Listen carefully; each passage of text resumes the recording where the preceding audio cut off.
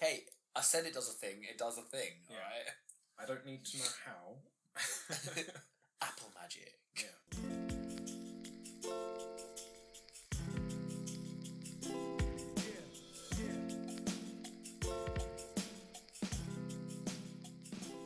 We need to talk about the thing that everyone else just heard, but we didn't just hear. Ah, yes. Which is the intro. Yeah. So we chucked it on like really late last time. So that's why we didn't discuss it in episode 2, but it was there. Basically, a friend of ours, the guy that we went to go and see in Toulouse. Yep. We got tear gassed with. Yep, that's the one. If you don't know about the tear gassing, you missed episode 2. You should go and listen to it. And the new intro. And the new intro again. So we went to go see Mark, and while we were out there, we told him about the podcast. He said he wanted to have a listen and that he'd do an intro for us. Yep. So that's his intro, and we both really like it. Yep. We'd like to know if everyone else likes it. We don't care. I just want to know. It's not going. Suck it up. So yeah, his artist name is Climate. So I'm going to put like his link tree in the show notes. Go check out his like full pieces. He's got some really good new stuff coming up as well. His music, I asked him to describe it, and the way it's described for him is like a down-tempo, oriental / samurai trip-hop, which is the coolest way I've ever described any music ever. Also very accurate. Yeah. So, I mean, if anything, at least go check him out to hear what that sounds like, and you will not be disappointed. Anything with samurai in the description. Usually pretty cool. Yeah. Yeah. While we're saying about checking people out, we're on Spotify now. We are on Spotify. Yeah, I did that. You did? Go me. I had no part in that whatsoever. Yeah, I mean, it wasn't particularly difficult, if I'm honest. I assumed when I started the venture that it would be difficult. It was not. I just gave a lot of details to Spotify and went, please. And then, like, an hour later, maybe an hour later, hour and a half, it was just available. It's pretty good. So it must have been the please that did it. I think it was I didn't email them please, I just thought it. Oh. So, powerful thoughts. Yep. Positive mentality. PMA. Positive mental attitude. Bam. I mean, I don't think there's any feedback from the last episode. I do not have any. Neither do I. So, no. Good. It's not actually been that long since we last recorded. No, it's been a quicker... We've been in the country. Well, you left the country again. I've been away twice. Alright, God. Since the last one, so... Yeah, which was like, what, 2 weeks ago? Yes. I hate you. Yeah, I know. Alright, well, no feedback means we can just get back, like, straight into things. Yeah. Alright. I'm going to let you go first, because I'm excited. So, you guys won't know, but what normally happens is I prep some stuff, I get all the recording stuff set up at my house, Jonah comes over, and I ask him what he wants to talk about, and he has a very blank expression, or like one bullet point, and then he's just like, nah, we'll wing it. So that's what you guys have been hearing. Yep. This time, however, I've seen he has notes. You've briefly seen... yeah, I've seen a quick flash of the notes, and there's a lot of them. So... I just copy and pasted everything twice. Oh, a little part of me believes that could be true. But yeah, so I'm going to let you go first. Cool. So the first thing I actually wanted to ask you, because obviously you were away in Greece, in Rhodes. Yeah. And I also went there a few weeks later. How did you find the driving out there? Erratic is probably the best way I could put it. Yeah, I was not going to put it in such kind words, but erratic is... Please reword it to how you want it. No, I don't think that's appropriate. I'm sure we have 0 Greek listeners. If we do, we'll have none after. So then I'll be right both ways. It was just... I thought it was terrifying, especially with like the mopeds. Yeah. Because they just do not care. They cross at the like crosswalks, and yeah, it was just horrific to watch. Yeah, there was a few moments when I wasn't sure that I was getting back to my hotel. Yeah. But I did, and I'm here. I mean, I had moments like that, but for different reasons, because I was in a real bad part of town. You were, yeah. But they did seem like really friendly drug addicts. That is true. They did move their needles out of the way so we could get past. Yeah, that's very kind of them. Yeah. You could now be a heroin addict if that got a different way. I was unlocking the door and was fully prepared to be stabbed in the leg. Well, Yeah. at least the door had a lock. I mean, I went to roads only. Yeah. The driving wasn't too bad. It was fast-paced, but then again, you've been in my car. That's true. Yeah. So I drive like that here, where people are more angered by it. Maybe it was just worse in Athens, obviously a busier location. Yeah. Did you go to Lindos? I did. I rode some donkeys there. Did you go up to the Acropolis? Yeah. That's where the donkeys took me. Okay, yeah, so it's that one. All right. Yeah. I walked up it. Yeah, I walked down. I think down is worse. It is. Yeah. The gradient of the hill up isn't too bad. Yeah. It's difficult to explain. The gradient's not too bad, but some of the paths are a little bit slippy, really smooth stone. They're real slippy. And when you go up, it's not too bad because you can get just enough grip and you can kind of just power your way up. Yeah. On the way down, you feel like you're going to end up on your ass. I was fine going up, and then it came to coming back down after visiting the Acropolis, and I just questioned every decision I've made that led me to that point. Not the first time you've done that. No, it's generally where I get to somewhere high up, and then I'm coming back down, and it does not go well. No. But I don't like heights or anything anyway, and having to be extra careful of my footing, and there's a very steep drop just to the right of me. Oh, Lord. You think that's bad? That's the path the donkey took me. And there was a moment when the donkey was walking about 2 inches in from this just sheer, cliff drop. And I was just like, if me or my girlfriend's donkey, which were attached to each other, if my donkey or her donkey, just go, that's it. I had my feet out the stirrups because I was, fully prepared to just, Spider-Man leap off the donkey, just wave goodbye to my girlfriend, and she fell down a cliff. Goodbye, darling. And then also the old man that was leading us, he would have been gone too. He was on that edge. I don't know how he was walking. Yeah, I mean, there's no railings or anything. It's just a drop, and it's a long way too. It is, yeah. Yeah, and it's a very busy path as well. Yeah, it's busy enough without the level of donkeys going up and down. Yeah, we were quite fortunate actually, and didn't see any donkeys on the path while we were walking it. Donkeys were great though. It was hella horrendous, but also great. It made for a good Instagram story, which I live my life for apparently. Yeah.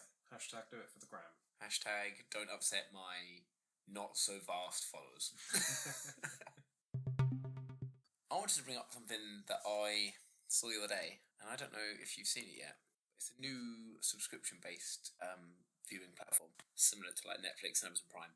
Okay. It's called Britbox. Britbox was created by the BBC and ITV, and it's just literally box sets of British shows. Okay. Which I kind of like the idea of. There's some good British shows out there. Yeah. Now Channel 4 is on board as well, and I think Channel 5. Oh, okay. They've got a lot of box sets. So when you look at Netflix and Amazon Prime, just British box sets. Netflix has 163. Right. Amazon Prime has 181. Okay. Britbox has 283. Oh, wow. That's a lot of British box sets. It is, yeah. And also, my general worry was that there was going to be ads because it's BBC. And I was just like, please, not again. Yeah. But no ads. Well, the BBC don't. No, not BBC, sorry. ITV. Yeah. Yeah. And Channel 4. Yeah, definitely. All 4 is the worst. The absolute worst. Are they going to pull their box sets from the other services? Currently no, but I imagine they might disappear. Yeah. Yeah. How much is... Okay, before I tell you, how much would you feel is okay to pay for that? I mean, the general kind of ballpark for any of the other streaming services around $7.99. If they're not, remember they're just niching it down to just British box sets. I probably wouldn't want to pay more than $4.99 at the absolute most. Well, then you will not be signing up because this is $5.99. Oh no, that is just £1 too many. So legitimately, cost aside, like, do you think that's something you'd ever sign up for? Probably not. What if they killed off all 4 ITV Hub and BBC Player? If they killed all those off and that was your only choice, then I think I would just go without watching it. To kill 3 free streaming services to then replace it with 1 paid for. Yeah. I mean, at least it's not replacing it with 3 paid for. Agreed. But it's just another cost. Yeah. And I don't think they'll do it anytime soon. I don't even know if they'll do it at all. But it's their business at the end of the day. And yeah, as we said, like BBC iPlayer, there's no ads. Yeah. ITV Hub, they make money off ads. Yeah. Same as All 4, which is, it should be changed from All 4 to All Ads, because you watch like 6 at the beginning, then you watch like 3, then you watch. It seems to decline. So like the further through the episode you get, there's less adverts. And the other day I watched a whole episode with no adverts, and I didn't know what to do with myself. I kind of missed them. I'm so used to them. Yeah. If they have no ads for the paid for service, then that's not so bad. That could be worth it because those ads are 30, 45 seconds. Yeah, and you can't skip them. And there's usually at least 2, isn't there? Yeah. So I'm a big fan of Kitchen Nightmares. Yeah. And at the moment, me and the better half are going through just from like season 1 of the American ones. And there's a lot of them, and I feel like by the time I finish watching them, I would have watched like another series length of ads. Yes, it was not okay. So many ads. While you were on the subject of Kitchen Nightmares, I actually found something the other day. It's what's your Gordon Ramsay insult? Okay. So I'm just going to show you this, and you can. All right. So for people listening, it's the month you were born, the first letter in your name, and then the first letter in your last name. Oh, that's starting strong for me there. All right. Well, here comes the swears. Mine is fuck off, you proud pig. And what's yours? You've done yours. Yeah, but I can't remember it off the top of my head. Mine is more sauce, you fucking idiot. No, not idiot. You fucking donkey, even. Oh wow. Wrong one. Yeah, more sauce, you fucking donkey. I like how you forgot the first letter of your last name. I just read the wrong line. Okay, well, thank you for the interjection of swears. Yeah. I went on Twitter to have a look at what people were thinking about this. It's proper mixed. Like, some people like it, some people don't like it, some people are defending it, but not claiming whether they would join or not. Yeah. So, let's go from bad to better. So, one guy said, so does hashtag Britbox mark the decline of BBC iPlayer, 4OD and ITV Hub by monetising their combined streaming service of the BBC trying to make us pay twice for content, first via the TV licence and then via this? Yeah, that is true. Yeah. Now, my next one is someone explaining why that's technically not true. Okay. Which I like. And then she then afterwards explains another version of this. So she put, good grief, there seems to be a lot of misunderstanding about Britbox. Paying the licence fee does not mean that you own the IP to these shows. It means that you're given access to view the shows within a limited time frame. You don't have the right to watch them forever at any time.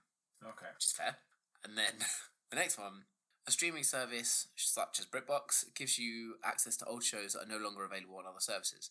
And then in caps, it's the same thing as buying a show on a DVD. You wouldn't walk into a shop, take the DVD off the shelf, and then say, I'm taking this because I've already paid my TV licence. Okay, that's fair enough.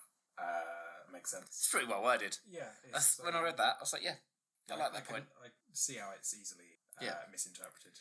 Yeah, me too. It's the first thing that came into my head. Yeah. But then at the same time, if you buy the actual DVD box set, you don't have to subscribe to it monthly. That is true, but you would have to buy a lot of box sets. But what are the chances you're going to watch everything on there? I think you underestimate my staying power. What are the chances the average person will watch everything on there? I don't know, but no, I think it could be a good idea, especially for the no ads. But I think I'm gonna wait for now. I think it's pretty safe to say that I won't be signing up just because I have a cut-off limit of $4.99. I have Netflix, Mm-hmm. which I use all the time. Yep. I have Amazon Prime. Yeah, me too. Yeah. Which I do not use enough, and there are shows that I've got on my watch list, but I just don't get around to watching them. And I'm not going to pay for another streaming service that's just going to sit at the side. And it doesn't make sense for me. Yeah, I mean, I got rid of Prime for a little while, and then I literally got it back yesterday. Oh, okay. Because I've got a couple of things to buy, and I was buying one. It gave me a free trial. Yeah. And I was like, do you know what? We've been talking about it for a while. I'll just keep it. Talking of Prime, might get my delivery halfway through this podcast. So that'll be interesting. Hopefully we don't. That would be great. Welcoming a special guest. You'd be like, hello, just here to deliver. Have you watched Prank Encounters where... Just want to say, I love that kid. Yeah. He's great. Obviously, yeah. So they get two... I didn't know whether to call them contestants. I think participants is probably the better word. Victims. Victims was my other go-to. And so there's these two people that have no idea what is being set up. They're hired for individual jobs. So, like, for instance, in the first episode, there's a girl who's hired as a babysitter, and there's a guy who's hired as a charity toy collector. And then at some point during the day or night, their paths cross, and that's when everything gets really weird. You've watched the whole season. I'm guessing you... I loved it. You loved it. I loved every single moment of it. I'm normally not a fan of, like, prank shows, because every single one I've seen otherwise is just horrendous. Yeah. Like, it's really cringy and fake, and, like, you just think to yourself, like, if I was there, I'd know something was up straight away. Yeah. And there are moments in Prank Encounters where I'm like, that would be a red herring for me. Yeah. But it's normally so far into the evening that you're just like, I can see why they didn't pick up on it, because everything else has been legit until now. Yeah. I think it's useful that they have a second person. Yeah, I think that's my favourite part of it, because there's another person in there going through the same, like, genuine emotions. Yeah. So if they're like, oh, that person seems a bit fake, there's someone next to them that is shitting it just as hard. Yeah, it adds a little bit more authenticity. Yeah. So I don't know whether I should go into too much detail about the first Hashtag episode. no spoilers. Yeah. Go watch it, it's great. For sure. I would recommend. I'm looking forward to finishing the rest of the series. I'm kind of jealous that you haven't seen them all. Yeah, I still have to experience them for the first time. No spoilers, but the last one is great. There's a bit of a cringy moment in it where I'm like, I'd know now. But Gayton is in the entire thing as himself. Oh, really? Yeah. Oh, okay. Which is pretty cool. So I feel like after this show's come out, he'll never be able to do it again, because everyone will be like, here he is. But yeah, it's a great episode. Yeah, worth a watch. Oh yeah. Cannot recommend enough. It's good to just laugh at other people. Always. Yeah. Well, I mean, you haven't provided me with a good segue now. And now back to you. Alright, I'm going to just read to you the headline, like the title of what I wrote down. Rats driving cars. Have you seen that? It's a thing. I have not seen this. I say cars in, like, air quotes. I was picturing giant rats. Well, you've gone the wrong end there. So, there's a study done where rats were taught to drive small cars. Okay. Right? So, it's been tested and proven previously that rats are able to recognise objects, press bars and buttons, and find their way around a maze.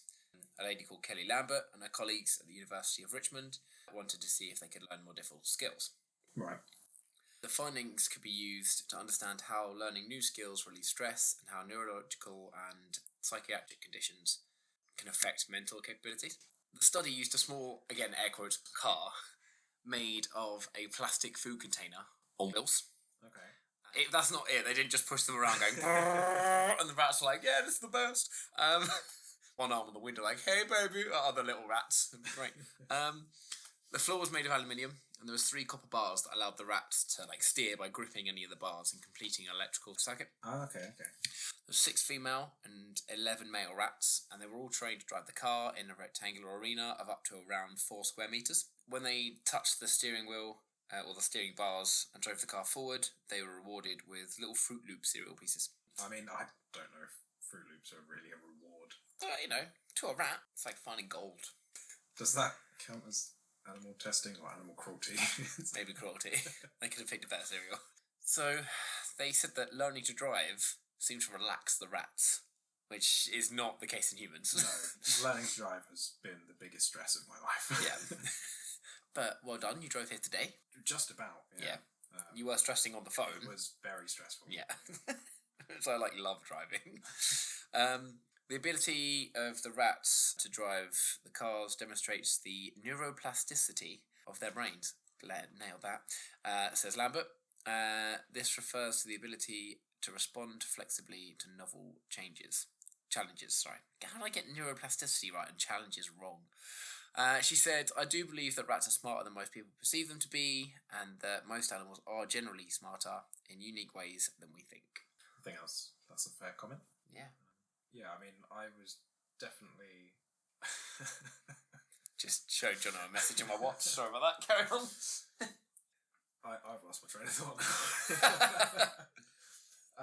So I was definitely picturing the rats driving little manual cars, changing gear. That would have been amazing. Parallel parking. Wheel spinning. Yeah. Doing donuts. Oh my god. See how quick their quarter meter time is.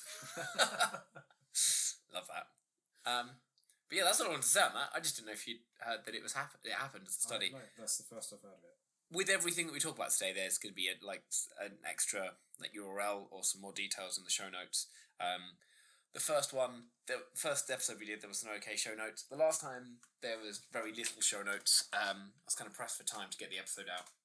This time, Jono can confirm I've got a lot already set up for show notes. I've got 4 A4 pages of details and things. So hopefully there's more for you guys to look through. Just side note, there's a blog post attached to every single podcast that we do on our website, which is linked in the bio on Twitter. And so if you ever want to go through and find more details about an episode outside of the general show notes, you'll find them in there. And also, we've started putting blogs out. So there's one out at the moment on the case of Walter Collins, which is a pretty cool case. I'm not going to discuss it, and just go read it. It's about a kid that went missing, then was found, there was air quotes there, and then was missing again, then may have been murdered. It's a very weird story, but it's awesome. Alright, I'm going to show you the weirdest thing now. We might have to cut out you watching it, or I'll cut moments down just to hear your reactions. But I'm going to show it to you before anything else. Okay. Because I want you to watch it and enjoy it before I tell anyone what you're watching. It's kind of more fun that way. I've just realised my sound is on 1,000,000%, so I need to turn that down a bit before I blow everything up. And there we go, there it is. Listen. 50% bitches. I've just skipped forward a bit, you don't need to see this.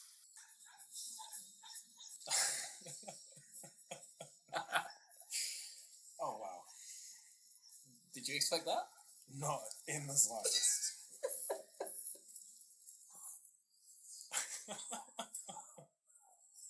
I'm just going to skip forward a little bit. Oh, no. Oh, yes. Oh, no. Oh, yes.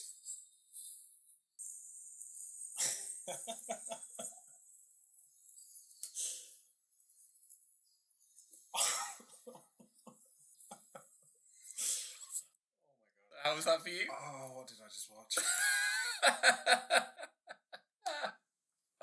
I showed everyone in our office yesterday before I could show you. Okay, so I will edit that down so that people just hear a bit of that and your responses. But do you want to describe what you saw, or do you want me to describe it? I don't want to really think much about I it. can't. I'm gonna have nightmares about that forever. Okay, so what you just saw was a clip of something called Das Supertalent, which is the German version of Germany's Got Talent, Britain's Got Talent. Yeah. So a lady by the name of Ducky Larange walks out onto the stage with a big dog box. She doesn't say anything at all. She just sort of waves at the crowd a bit. And then she disappears behind like a little screen divider to retrieve the dog from the dog box. And then she returns back to the stage, running backwards with the trousers like dropped just below her ass cheeks. And she has a dog face drawn on her lower back and ass. And then she pretends that is the dog. And then you think that's weird enough, but it is not. So she pretends she's lost the dog. She holds up a lost dog sign and does a little bit of like a comedy routine with it. And then after a while, she pulls out like a string of sausages. Jono's having flashbacks. And she puts them on the floor for the dog. And I think at this point, like, everyone knows what's going to happen. Yeah. And then she comes back out as the dog, runs around, moves herself as if suggesting the dog was sniffing, and then kind of backwards butt shuffles along the floor. Yep. Before consuming the sausages as the dog. Yeah. That was on TV. I think we're going to move on because I don't think Jono can handle talking about it anymore. But link in the show notes. I think my reaction of "oh no" just summed it up. Yeah, that will be.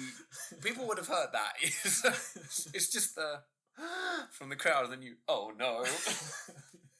Oh yes, Jono. Oh yes. Aren't you glad we decided to do a podcast? I mean, actually, you would have seen that anyway. I would have just showed you yesterday. So yeah, there you go. If you have a segue from that, then I don't want to know the story. I do have one last bit of tech update that I guess we should mention. We mentioned the new iPhones in the first episode, and now Apple have released the AirPods Pro. The hair dryers. Yeah, little hair dryers. Thankfully, these are all things that cost a lot of money, but I will never buy. Yeah. You, on the other hand, if I had the money, I would probably get them. They seem to like this pro approach to everything at the moment. Obviously, the MacBook Pro's been around for years and years. I am currently using an iPad Pro for my notes. Yeah. I have the iPhone XS Max. Yeah. Before they introduced the Pro to the new phones, and now the AirPods have got a Pro upgrade as well. From what I can tell, it's basically just the noise cancellation. It is pretty cool. Yeah. I do like that, but 250 quid. Yeah, I mean, they're not the most expensive headphones you can get. No, but they're also probably not worth it. Yeah. You can get some good headphones with noise cancelling for a fair amount less. Yeah. So the main gripe that people seem to have with the AirPod Pro is they've got a little touch sensitive button on the stem. Mm-hmm. And if you squeeze it, then you can switch off the noise cancelling to a transparency mode, which lets some of the ambient sound in.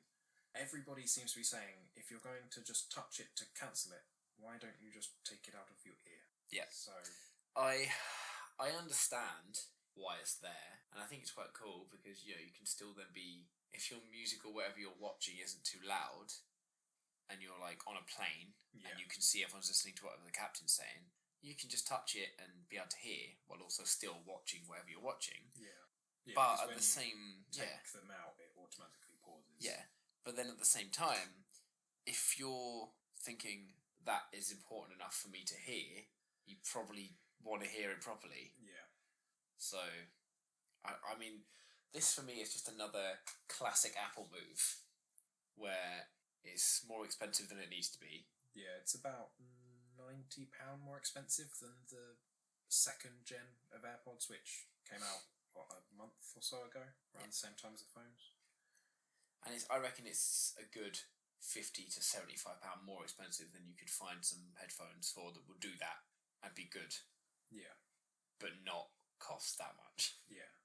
So the main, I guess, physical difference is they've got the little rubber in-ear bits. Yep. Can't think of what they're actually called. That'll do. Yeah. And so you get 3 different sizes in there. Yeah. And when you're setting them up, if you go through the Bluetooth menu, there's a little kind of inbuilt app which does a test and tells you whether you need to change the size of the earbud. Okay. Because it tests the, like, I don't know, it tests something. That's staying in. That's staying in. Which is, I don't know, it's quite clever, I guess, but... Unlike you, apparently. Hey, we knew this. You're like, hey, I said it does a thing, it does a thing, Yeah. alright? I don't need to know how. Apple magic. Yeah. Although the one thing that, I don't know if other in-ear headphones have this, but they've got little vents built into them to equalise the pressure. That's pretty cool. Yeah. Okay, I didn't know that. I don't know how much difference it's going to make, though. See, I tend to find the ones that we both have get a little bit uncomfortable, and I'm constantly adjusting them. Yeah, if I've got the one... So, I have them for listening to, like, podcasts and, like, Unexplained and Hello Internet and stuff like that, like, at work. Or, like, an audiobook at work. And I can some days wear them for, like, 4 hours until I get beeped at to tell me the battery's dying and not have any problem with them. But then I can have other days where I'll get like an hour in and they feel like the most uncomfortable things in the world. Yeah. But most of the time I don't have any problem with them. I think the problem that I have is it's just my ears, because the right one is comfortable but the left one is not. Yeah, normally I'm the other way. Normally my left is fine and my right gets a bit annoying. But I think ours were like 40 quid, 45. 35, 40, yeah. And they're fucking great. Definitely. For the price point and the quality of them, hands down.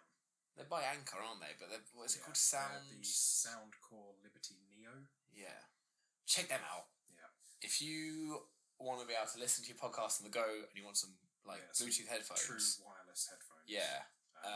That are great for sound quality. Yeah, and on a budget. And comfortable sometimes.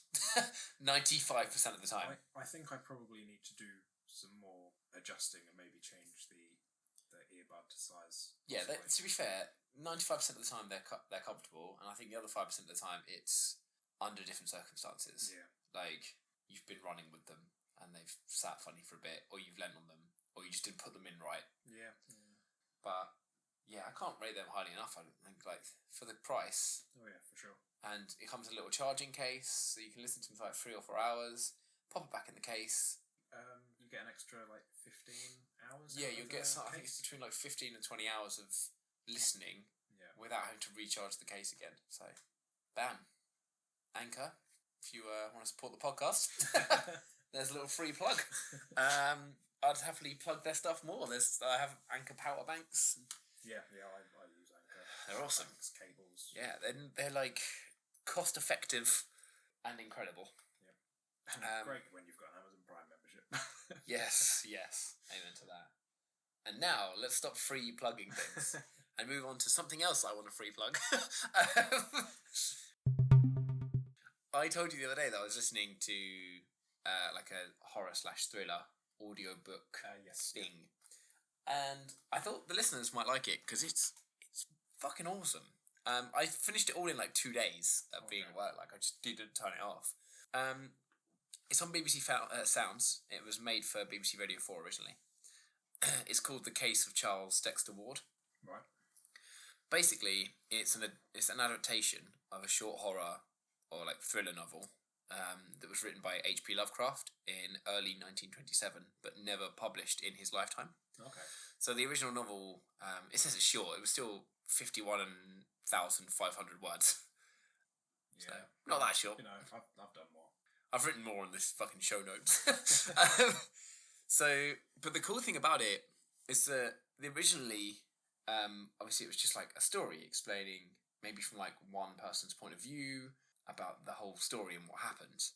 And I'm not going to spoil it, But the cool thing about it is this adaptation is set in modern day, and it's being recorded as if they're recording a podcast. Okay. So the podcast is called The Mystery Machine, which I like. Solid name. Oh, yeah. If anyone out there listening records a podcast called The Mystery Machine, well done. Well done. So you basically follow two presenters, and they uncover this cult. They reveal some truths about reality and what we see against what we don't see. They get caught and trapped and attacked in all the different ways in the episodes. There's a lot of supernatural bits in there. There is a couple of jumpy moments. Oh, no. Because it builds up tension really well. The ambient sounds that they put in there to make you feel like it's actually happening is so well done. And there's a lot of twists and turns. And there's moments where you're like, yep, this is happening, blah, blah, blah, and I know what's going on. And bam, you don't know what's going on again. And the ending is so well done. It finished, and I was like, oh, is that the end? Oh, that's a bit annoying. And then, there was a few seconds of silence. Then they get a phone call, and it's just so well ended. There's 10 episodes, they're 20, 25 minutes long, and 100% I think everyone should listen to it, including you. I've just added it to my Spotify. Yes. I didn't even know it was on Spotify, I just listened to it on Sounds. Oh, it's on Spotify as well. Yeah. So I'll put a link to the BBC, BBC Sounds website in the show notes, and I'll also drop the original Case of Charles Dexter Ward Wikipedia page in.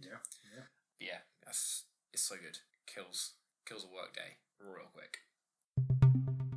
You've run out of things to say. Yep. That's pretty common for you. Yes. I mean, it hasn't gone as quickly as usual. No, it hasn't. I mean, the episode won't be this long, so I'll have to edit out your million pauses. Don't do it. And but at the moment, we're coming up to 54 minutes of recording. Whew. So if you get 10 minutes on the podcast, then we were shit.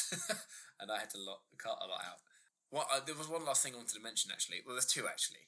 One, linking to the podcast.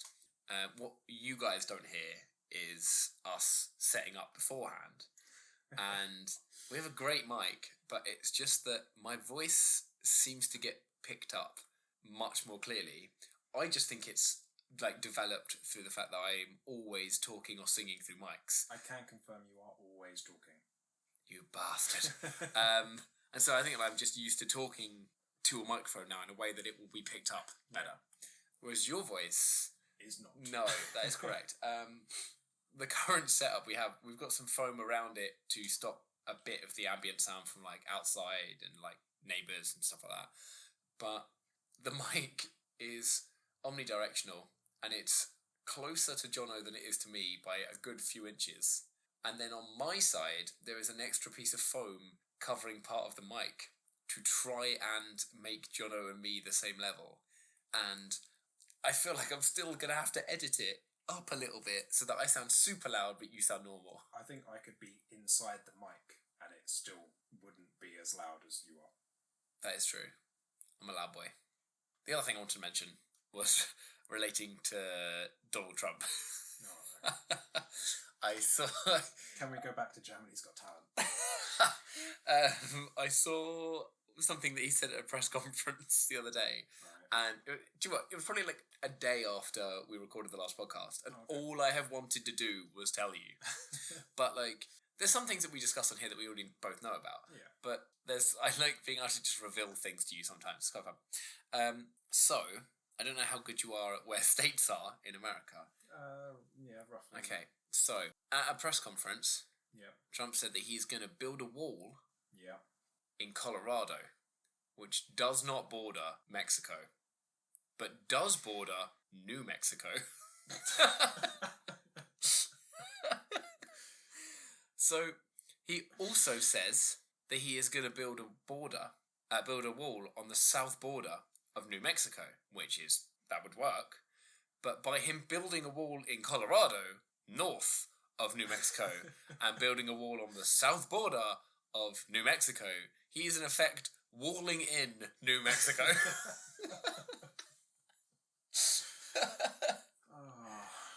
It's just incredible. It worries me that between the UK and America, we've got Johnson and Trump. Nicknames for a dick and a fart. Running the countries. Fun times. Roll on 12th of December, general election. Yeah. Are you all registered? Yeah, I am. I don't think my girlfriend is, though. I re-registered because I couldn't remember if I'd done it since I moved, so just to be on the safe side. Yeah, I had a card come through telling me to do it, and I did it. Go me. Vote, people. Don't not vote. Yeah. It's like the only serious thing we're ever going to say on this podcast.